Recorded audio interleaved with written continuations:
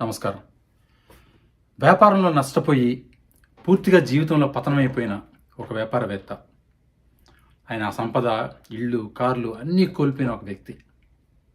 నవరాత్రుల్లో ఆ 9 రోజుల్లో ఒక మంత్ర సాధన చేసి తిరిగి కోల్పోయిన ఆయన ఆ సర్వ సంపదలు తిరిగి ఆ జీవితాన్ని తెచ్చుకున్న ఒక నమ్మలేని ఓ యథార్థ గాథ మీకు చెప్పాలని ఉంది.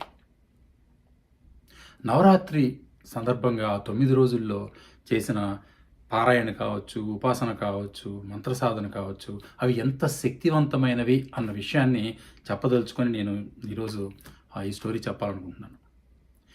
మనం అంకమ్మ తల్లికి ఈ నవరాత్రుల్లో చేసిన లలిత కోటినామ పారాయణ, సహస్రనామాలను చదువుతూ కోటినామ పారాయణ చేయడం అనేది ఎలాంటి ప్రభావాన్ని చూపిస్తుంది అనేది నాకు ఇప్పటికీ ప్రైవేట్గా మెసేజ్లు వస్తున్నాయి. అక్కడ అంకమ్మ తల్లి ప్రాంతంలో కూడా అది మంచి ప్రభావాన్ని చూపిస్తుంది. అక్కడ కూడా పరిస్థితులు మారుతున్నాయి. అది చేసిన తర్వాత, ఆ పారాయణ చేసిన తర్వాత వాళ్ళ జీవితంలో జరిగే కొన్ని మార్పులు ఎలా ఉన్నాయి, ఎంత పాజిటివ్ ఎనర్జీని వాళ్ళు చూస్తున్నారు అనేది ఆ మెసేజ్ని బట్టి అర్థమవుతుంది. చాలా సంతోషంగా ఉంది. నవరాత్రుల సమయంలో దేవతల్ని, అమ్మవారిని, ఏ రూపమైనా సరే అమ్మవార్లని పూజించిన, ఇలా వాళ్ళ మంత్రాన్ని సాధించినా కానీ ఆ వచ్చే ఫలితాలు చాలా అద్భుతంగా ఉంటాయి. అందుకని ఈ ఈ నిజంగా జరిగిన ఈ కథ నాకు గుర్తుకొచ్చింది. కథ కాదు, యథార్థ సంఘటన. అది మీకు చెప్పాలి. 95, 96 ఆ ప్రాంతాల్లో ఢిల్లీలో ఒక నగల వ్యాపారి, ఆయన పేరు కూడా హేమచంద్ర అగర్వాల్. ఆయనకి జ్యువెలరీ షాప్స్ ఉండేవి. ఒక ఢిల్లీలోనే కాకుండా కలకత్తా, చెన్నై, ఇంకా అలాగా కొన్ని ఇతర నగరాల్లో కూడా 4-5 షాపులు ఉండేవి.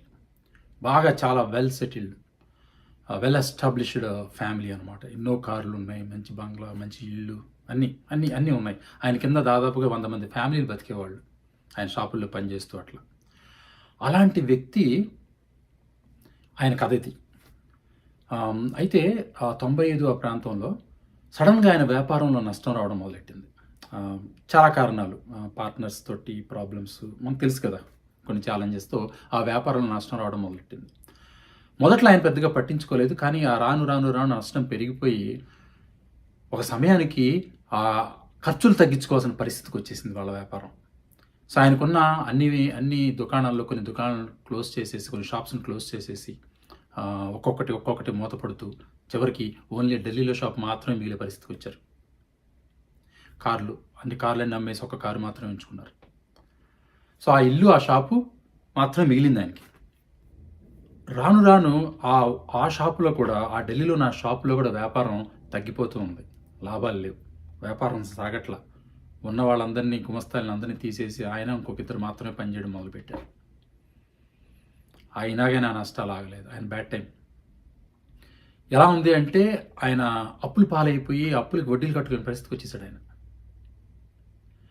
అయితే అది అలా జరుగుతుండగా ఒకరోజు ఒక మహారాజుకు సంబంధించిన కొన్ని నగలని వ్యాపారంలో భాగంగా చేస్తూ ఉంటారు కదా, కొనుక్కొచ్చి వాటిని అమ్మడం ఏముంటుంది కదా. సో ఆ విధంగా ఆ నగల్ని ఇంటి మీద అప్పు పెట్టి ఆ డబ్బు తీసుకెళ్ళి ఆ నగలు కొనుక్కొని తీసుకొస్తూ ఉండగా దొంగలు అటాక్ చేసి ఆ నగలు పట్టుకుపోయారు. ఇప్పుడు ఇంటి మీద అప్పు మిగిలింది. ఆ అప్పు తీర్చడానికి, కనీసం వడ్డీ కట్టడానికి కూడా ఈయనకి ఆ షాప్లో ఆదాయం రావటం లేదు. ఆ పరిస్థితుల్లో ఆ ఒత్తిడికి, ఆ ప్రెషర్కి, ఆ సమస్యలకి, ఆ కష్టాలకి ఆయనకి హార్ట్ అటాక్ రావడం, మళ్ళీ బోలంత హాస్పిటల్ ఖర్చు, ఏదో బయటపడ్డాడు. ఆయన ఎంతోమంది జ్యోతిష్కుల దగ్గరికి, ఎంతోమంది సిద్ధాంతుల దగ్గరికి, వీళ్ళందరి దగ్గరికి వెళ్ళాడు. మళ్ళీ బోలంత డబ్బులు ఖర్చు పెట్టాడు అక్కడ కూడా, ఆ తిరుగుళ్ళు. అయినా ఎలాంటి ఫలితం, ప్రయోజనం లేకుండా పోయింది. అది వాళ్ళు అనడం కాదు, ఆయన టైం అలా ఉంది. సో ఇలా ఉండి ఇంకా పూర్తిగా పతనం అయిపోయాడు. అసలు షాప్లో ఏమి తినడానికి కూడా కష్టమైన పరిస్థితికి వచ్చేసింది వాళ్ళ పరిస్థితి. అప్పుడు ఇంకా లాభం లేదనుకొని ఒకరోజు ఇంకా ఆత్మహత్య చేసుకుందామని స్లీపింగ్ పిల్స్ తెచ్చుకొని, సీసాలో ఉండే పిల్స్ మొత్తం వేసేసుకొని, ముందుగా ఒక లెటర్, భార్యకి పిల్లలకి లెటర్ రాసి దిండి కింద పెట్టుకొని పిల్స్ అన్నీ వేసేసుకున్నాడు. ఇంకా తెల్లారితే మనం ఏమి ఉండం అనుకున్నాడు. ప్రశాంతంగా ఉంది ఆయనకి. పడుకున్నాడు. అయితే 3-3:30 ప్రాంతంలో ఆయనకు తెలియకుండా విపరీతమైన దగ్గు వచ్చి ఆయన మింగిన టాబ్లెట్స్ తాలూకు లోపల ఉన్న పదార్థం అంతా వాంతి రూపంలో బయటకు వచ్చేసింది. సరే బతికిపోయాడు. తెల్లారితే ఇంక ఇంట్లో పరిస్థితి ఎలా ఉంటుంది భార్యకి పిల్లలకి తెలిసి ఆత్మహత్య ప్రయత్నం అంటే ఎంత తలడిల్లిపోతారు. ఆ వాతావరణం నెలకొనుంది ఆ ఇంట్లో.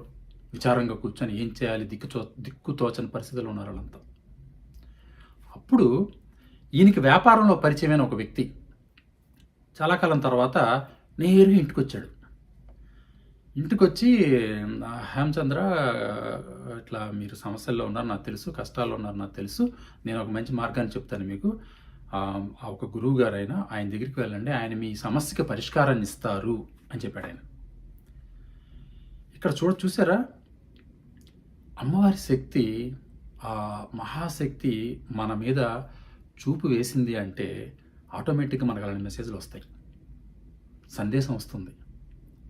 బాగా గుర్తుపెట్టుకోవాల్సిన విషయం, అర్థం చేసుకోవాల్సిన విషయం ఏంటంటే, మన సినిమాలో చూసినట్టుగా దేవతలు ఒక పెద్ద బ్యాక్గ్రౌండ్ మ్యూజిక్ తోటి, ఒక పెద్ద లైట్ తోటి, ఆ కలరింగ్ ఎఫెక్ట్స్ తోటి మన ముందు వచ్చి ప్రత్యక్షమయ్యి మనకు మెసేజ్లు ఇవ్వరు, మనకు వరాలు ఇవ్వరు. ఒకప్పుడు ఉండేటి ఏమో, కలియుగంలో మాత్రం అది జరిగే పనులు కాదు. అంతా కూడా ప్రకృతి ద్వారానే మనకి సందేశాలు రావడం జరుగుతూ ఉంటుంది. అయితే సందేశం వచ్చినా కానీ ఆ సందేశాన్ని గ్రహించగలిగే శక్తి మనలో ఉండాలి. ఏంటి ఆ శక్తి అంటే సున్నితత్వం. ప్రకృతిలో భాగంగా మనం కలిసిపోవాలి. మనం వేరు, ప్రకృతి వేరు కాదు. మనం ప్రకృతిలో భాగం. ప్రకృతి మనలోనే ఉంది. అంత సున్నితంగా ఆ ప్రకృతిలో ఉన్న శక్తిని మనం ఎప్పుడైతే ఆస్వాదించగలుగుతామో, ప్రేమించగలుగుతామో, అప్పుడే ఆ సందేశాలు మనకు అర్థమవుతాయి, మనం గ్రహించగలుగుతాం. లేకపోతే వస్తుంటే మెసేజ్లు పట్టించుకోం, మనకు తెలీదు. మనకు దేవత మనకు ఒక సందేశం పంపించినా కూడా గ్రహించలేని దురదృష్టకరమైన పరిస్థితుల్లో ఉన్నారు చాలామంది. ఉన్నాం మనందరం. అందులోంచి బయటపడాలి. ప్రకృతిని బాగా అర్థం చేసుకొని, ఆ ప్రకృతి మనము వేరు కాదు అన్న విషయాన్ని బాగా అర్థం చేసుకున్న వాళ్ళకి ఇలాంటి సంఘటనలు జరుగుతూ ఉంటాయి. సరే, అతను వచ్చాడు, ఆ వ్యాపారి వచ్చి శ్రీ నారాయణ దత్త శ్రీమాలి అని ఒక పెద్ద సిద్ధ గురువు ఆయన. మీలో చాలామంది ఆయన గురించి వినే ఉంటారు. ఆయన గురించి చెప్పుకోవాలంటే చాలాసేపు చెప్పుకోవాలి, చాలా విషయాలు ఉన్నాయి. చాలా మామూలు గృహస్థు, ఫ్యామిలీ ఉంది, గృహస్థు. సిద్ధాశ్రమంలో గురువులే ఆయనకి సిద్ధిని ప్రసాదించారని, ఆయన దగ్గర సాధన చేయించారని చెప్పి మనం విన్నాము, చదివాం. అంత గొప్ప వ్యక్తి. చాలా సింపుల్గా ఉంటారు ఆయన. చూడండి, మీరు ఈ ఫోటోలో చూడొచ్చు ఎలా ఉంటారు. ఏమి కాషాయ బట్టలు ఏమి వేసుకోరు, బొట్లు నామాలు ఏం పెట్టుకొని రుద్రాక్షలు వేసుకొని అట్లా ఉంటారు ఆయన. చాలా సింపుల్గా ఉంటారు ఆయన. కానీ మహాశక్తివంతమైన వ్యక్తి ఆయన.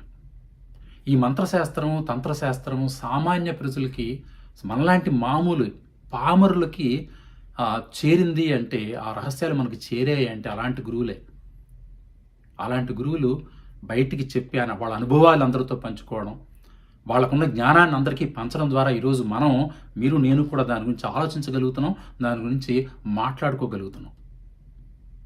కొంతమంది దానికోసమే పుడతారు, ఆదిశంకరాచార్యుల్లాగా. సరే, అది పక్కన పెడదాం. సరే, చెప్పంగానే ఈయనకి నమ్మకం లేదు. అప్పటికి తిరిగి విసిగిపోయి ఉన్నారు ఈయన హేమచంద్ర గారు.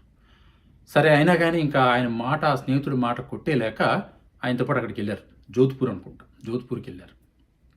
వెళ్తే ఆయన నారాయణ దత్త శ్రీమాలి గారు ఎంత బిజీగా ఉంటారంటే, ఎంతోమంది ఆయన నమ్మిన వాళ్ళు, ఎంతోమంది ఆయన ఫాలోయర్స్, ఆయన భక్తులు అనొచ్చు, శిష్యులు అనొచ్చు. ఆ రోజుల్లో మన సెల్ ఫోన్లు, వాట్సాప్ గ్రూపులు లేవు కదా, అంతా లెటర్సే. ఆయనకి లెటర్ రాస్తే ఆయనకి రోజుకి 100,000 మీద లెటర్స్ వస్తూ ఉంటాయి. వాటన్నిటికీ సమాధానం చెప్పలేరు ఆయన. ఎంతోమంది, 100 మంది, 1000 మంది ఆయన దగ్గర కాసుకొని ఉంటారు ఆయనతో మాట్లాడడానికి. ఆయనతో మాట్లాడగలగడం కూడా ఒక భాగ్యమే. అలాంటి పరిస్థితుల్లో ఉండే గురువు గారు ఆయన. సరే, ఈ వ్యాపారి ఆయనకి పరిచయం ఉంది. ఎలాగో మొత్తానికి నేరుగా తీసుకెళ్ళిపోయి ఆయన సమక్షంలో కూర్చోబెట్టారు ఈ హేమచంద్ర అగర్వాల్ గారిని. కూర్చోబెడితే ఈయన మొత్తం ఆయన బాధ అంతా చెప్పుకున్నాడు, ఆయన చరిత్ర అంతా చెప్పుకున్నాడు. అలా వినే టైం కూడా ఉండదు ఆ గురువుకి. ఈయన అదృష్టం అది, ఆ అమ్మవారి సంకల్పం, ఆ మహాశక్తి సంకల్పం ఉన్నప్పుడు అన్నీ జరుగుతాయి. ఈయన చెప్పిందంతా చాలా ఓపికగా విన్నాడు ఆయన. గురువుగారు విని, సరే అయితే నేను నీకు ఆయన చెప్పింది నచ్చింది ఆయనకి. ఈయనలో ఉన్న నిజాయితీ కూడా అర్థం చేసుకొని, నేను నీకు ఒక మంత్రాన్ని ఇస్తాను, ఆ మంత్రాన్ని సాధన చెయ్యి. త్వరలో నవరాత్రులు ప్రారంభం కాబోతున్నాయి, ఆ నవరాత్రులు 9 రోజులు కూడా ఇలా చెయ్యి అని చెప్పారు ఆయన. ఈయనకి మంత్రం అంటే ఏంటో తెలియదు, దాని సాధన తెలియదు, ఎలాంటి అవగాహన లేని వ్యక్తి. ఈయన భయపడ్డారు. ఎలా చేయాలి, ఇది ఎలా చేయాలి నాకు తెలియదు కదా, గురువుగారు దయచేసి నేను మీ దగ్గరే ఉంటాను, మీరే దగ్గరుండి నా దగ్గర సాధన చేయించండి ఆయన ఆయన ఆయన కాళ్ళ మీద పడితే, సరే ఇంకా ఆయన బాగా ఆలోచించి ఓకే అలాగే చేద్దాం, నువ్వు ఇప్పుడు ఇంటికి వెళ్ళిపోయి ఆ మంత్రాన్ని బాగా చదువుకుంటూ ఉండు, సాధన కాదు చదువుకుంటూ ఉండు, బాగా నీకు అవగాహన కావాలి అని చెప్పి దాని మీద పట్టు కావాలి అన్నట్టుగా చదువుకుంటూ ఉండు, నవరాత్రి రోజు ఇక్కడికి వచ్చే ముందు రోజు వస్తే ఆ 9 రోజులు నీ సాధన పూర్తవుతుందని చెప్పి వరం ఇచ్చి పంపించారు ఆయన. సరే అలాగే ఇంటికి వెళ్ళాడు, దాన్ని చదువుకుంటూ దాన్ని కొంచెం బాగా వంట పట్టించుకొని ఆ మంత్రాన్ని, ఆ మంత్రం ఏంటో కూడా చెప్తాను మీకు. ఆ వంట పెట్టించుకొని కరెక్ట్గా నవరాత్రి ఒక రోజు ముందు మళ్ళీ ఆయన దగ్గరికి వెళ్ళారు, గురువుగారి దగ్గరికి వెళ్ళారు. ఆయన వెళ్ళి 9 రోజులు దగ్గరుండి ఆయన దగ్గర సాధన చేయించారు గురువుగారు. అది కూడా మహాభాగ్యం. అంత అదృష్టం అందరికీ దొరకదు. గురువు సమక్షంలో కూర్చొని మనం సాధన చేయడం అనేది కూడా ఎంతో అదృష్టం ఉండాలి.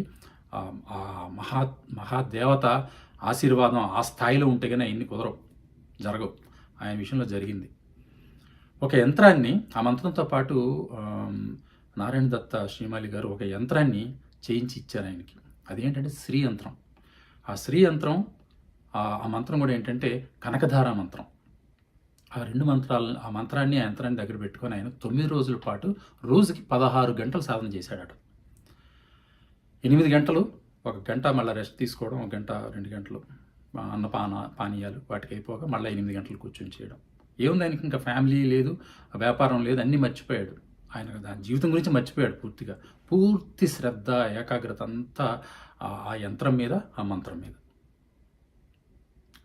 ఆ మహాదేవతని స్మరించుకుంటా 9 రోజులు సాధన చేసిన తర్వాత 9వ రోజు హోమం చేసుకున్నాక ఇంక గురువుగారు ఇంటికి వెళ్ళిపోమన్నారు. ఆ యంత్రం తీసుకుని వెళ్ళిపోయి ఆ ఢిల్లీలో మిగిలిన ఒకే ఒక షాపు, ఆల్మోస్ట్ మూతపడడానికి సిద్ధంగా ఉన్న ఆ షాపులో పెట్టుకొని ప్రతిరోజు నువ్వు లక్ష్మీదేవికి ఏ విధంగా నమస్కారం చేసుకుంటావో అట్లాగే దానికి నమస్కారం చేసుకొని నీ కోరిక చెప్పుకో అని చెప్పారు. అప్పుడు కోరిక మొదలైంది, కోరిక చెప్పుకోవడం మొదలవుతుంది అనమాట. వెళ్ళిపోయారు ఆయన. మా షాప్లో యంత్రం పెట్టుకున్నాడు. రోజానికి దాన్ని పూజ చేసుకొని నమస్కారం చేసుకొని, అమ్మ నా వ్యాపారాన్ని మళ్ళీ ఉద్ధరించి తల్లి, నన్ను ఈ కష్టాల నుంచి బయటపడే తల్లి అని ఆమెని ప్రార్థించడం మొదలుపెట్టాడు. విజయదశమి వెళ్ళిపోయిన తర్వాత సరిగ్గా 10వ రోజు ఒక అమెరికన్ జ్యువెలరీ బిజినెస్ మ్యాన్, అమెరికన్ను అదే నగల వ్యాపారి ఒక ఆయన ఈయన దగ్గరికి వచ్చాడు. ఈయనకి ఎంతో అనుభవం ఉంది కదా, అందులో ఆ వ్యాపారంలో ఎంతో అనుభవం ఉంది, ఈయనకి మంచి పేరు కూడా ఉంది, ఈయనకి నిజాయితీపరుడు కూడా. ఎత్తుక్కుంటే ఈయన దగ్గరికి వచ్చి న్యూయార్క్లో ఈ వ్యాపారాన్ని మొదలు పెడతాము, ఈ ట్రాన్సాక్షన్ నాకు ఇంత కావాలి మీ దగ్గర నుంచి, ఒక ట్రాన్సాక్షన్ అనమాట, బిజినెస్ ట్రాన్సాక్షన్, అట్లాగే మీతో పార్ట్నర్షిప్ తోటి అక్కడ ఒక షాప్ ఓపెన్ చేద్దామని. ఆ ఒక్క ట్రాన్సాక్షన్లో ఆయనకి 20 లక్షల రూపాయల ఆదాయం వచ్చిందంట.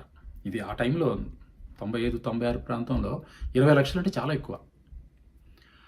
ఒక్క ట్రాన్సాక్షన్లో అంత ఆదాయం రావడం, ఆ తర్వాత అక్కడి నుంచి ఇంక పుంజుకొని కరెక్ట్గా 1 సంవత్సరం తిరిగేసరికి ఆయన మూసేసుకున్న ఆ బ్రాంచ్లన్నీ, సిటీల్లో బ్రాంచ్లన్నీ ఓపెన్ చేయడం, ఆయన అమ్మేసుకున్న కార్లన్నీ కొనుక్కోవడం, 400 మంది ఎంప్లాయీస్ అంట అప్పటికి. 1 సంవత్సరం తిరిగేసరికి 400 మంది కుటుంబాలకి ఈయన సపోర్ట్ చేసే స్థాయికి ఎదిగాడు. అంతేకాకుండా న్యూయార్క్లో షాపు కూడా ఓపెన్ చేశారు వాళ్ళు. చూసారా అంత అద్భుతమైన యథార్థ గాథ, ఎంత ఇన్స్పిరేషనల్గా ఉందో.